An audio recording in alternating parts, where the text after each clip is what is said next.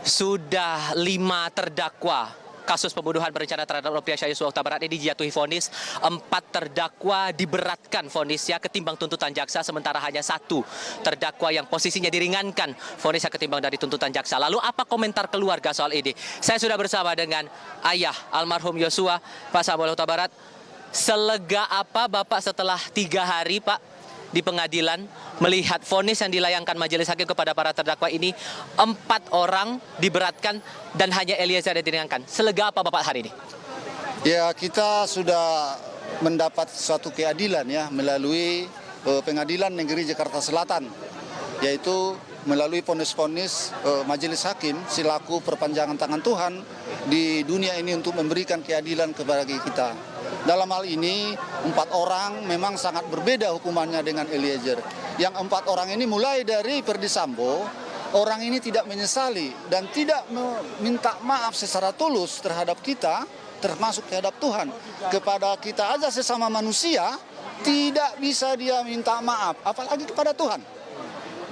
Nah, jadi oleh karena itu sangat pantas bagi orang itu apa hukuman yang sudah ditentukan oleh majelis hakim. Kalau untuk Putri Chandrawati dikurung 20 tahun, Kuat 15 tahun, Ricky 13 tahun, sudah terpuaskan juga Pak? Kita ya jangan berbicara soal puas, nanti seolah-olah ada unsur balas dendam. Oke. Nah, kita meminta keadilan ini bukan untuk menjadikan suatu balas dendam, kita ini menjadikan suatu efek jerak bagi pelaku-pelaku kejahatan. Jadi soal untuk Putri Chandrawati, dari awal saya sudah mengutarakan, saya tidak dari dialah pemantik permasalahan ini. Memang benar adanya, melalui keputusan hakim pun. Saya bukan orang hukum, saya bicara soal itu dari hati nurani. Ini Putri yang memulai semua ini. Dia yang membisikkan sama suaminya hal-hal yang tidak benar. Suaminya tersulut emosi. Padahal dia seorang jenderal bintang 2. Polisinya polisi, seharusnya dia sangat berpikir arif. Dia seharusnya jadi contoh di tengah-tengah masyarakat dan di tengah-tengah polisian. Malah dia mengambil suatu kesimpulan yang begitu membahayakan nyawa orang lain. Oleh karena itu dia sudah menerima konsekuensinya. Si Putri inilah yang selalu berbelit-belit di persidangan. Kita sudah sama-sama menyaksikan, biar secara langsung, biar secara media sosial. Oke. Kalau untuk Richard Eliezer, tadi awalnya tuntutan dari jaksa 12 tahun, sekarang vonis 1 tahunan untuk dijalankan. Sudah cukup adil menurut Anda? Ya, kita sudah melihat dari tuntutan-tuntutan dari jaksa penuntut umum ya.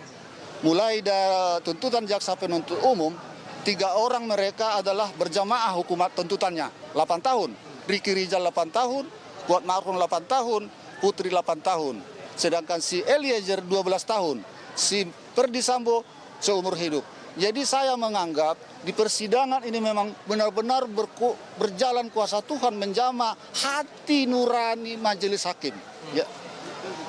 Untuk menjatuhkan hukuman bagi mereka sesuai menurut saya sesuai dengan perbuatan mereka. Ajaib memang. Hukuman itu 2 kali lipat, 3 kali lipat dari tuntutan jaksa penuntut. Sangat-sangat ajaib, sangat-sangat suatu keajaiban di persidangan ini. Dan saya mau menegaskan bahwa keluarga sudah memaafkan Richard Eliezer atas segala apapun yang diperbuat untuk menghilangkan nyawa Yosua di Kompleks Polri, betul? Dari awal sudah saya katakan, dari dulu dia sudah datang ke hadapan kita waktu kita saksi, bersujud di hadapan kita, minta maaf. Dan dia berjanji untuk membuka apa yang dia tahu dan apa yang dia lihat. Dan dia sudah berterus terang mengakui kesalahan dia. Memang saya ikut menembak, tapi dalam keadaan terdesak diperintah. Itulah yang diutarakan sama kita. Ada beberapa terdakwa yang memutuskan untuk banding ke pengadilan tinggi begitu. Tak tertutup kemungkinan bahwa nanti akan proses kasasi ke Mahkamah Agung. Entah akan ada perubahan nanti saat proses banding itu terjadi. Anda inginnya gimana Pak untuk para terdakwa yang mengajukan banding ini? Ya, jangankan seorang pembunuh ataupun terdakwa pembunuhan berencana ya, seorang maling ayam pun saya rasa pasti banding. Itu hak dari seorang terdakwa untuk banding, itu hak-hak dari terdakwa. Kita tidak bisa mencegat itu hak asasi itu. Kalau kita larang melanggar hak asasi manusia. Jadi dalam hal ini saya menghimbau kepada seluruh masyarakat Indonesia, termasuk terlebih kepada media. Mari kita sama-sama mengawal proses-proses hukum yang belum selesai ini. Ada lagi 3 tahapan lagi. Oke, terakhir Pak, ini proses di peradilan tingkat pertama di pengadilan negeri sudah selesai. Maka keluarga besar almarhum Yosua untuk menatap masa depan, untuk menghadapi ke depannya, akan bagaimana Pak? kita jangan melihat ke belakang dalam hidup. Kalau kita melihat ke belakang dalam hidup, kita nanti jadi jalan tempat jalan menjalani hidup ini. Jadi masa depanlah yang kita lihat ke depan. Yang berlalu, biarlah berlalu. Jangan kita selalu melihat. Jadi dalam Alkitab ada dibilang, istri si Lot, lantaran dia melihat ke belakang, ada suatu musibah yang akan datang bagi mereka dari perkampungannya. Dia selalu melihat ke belakang, tinggal hartaku, tinggal rumahku. Akhirnya dia jadi batu. Artinya di situ kita melihat ke depan, jangan kita melihat ke belakang. Jadi nanti kita hidup hanya di hayalan. Baik. Artinya menerima semua proses yang ada di pengadilan negeri selama 3 hari belakang ini ya? Harus. Soalnya yang kita yakini dalam hidup ini, di atas bumi ini, termasuk di Indonesia, hakim itu adalah perpanjangan tangan Tuhan untuk memberikan suatu keadilan bagi kita umat manusia. Pak Samuel, terima kasih banyak untuk waktunya sudah berbicara bersama Kompas TV kali ini. Saya selalu untuk Anda ya Pak ya.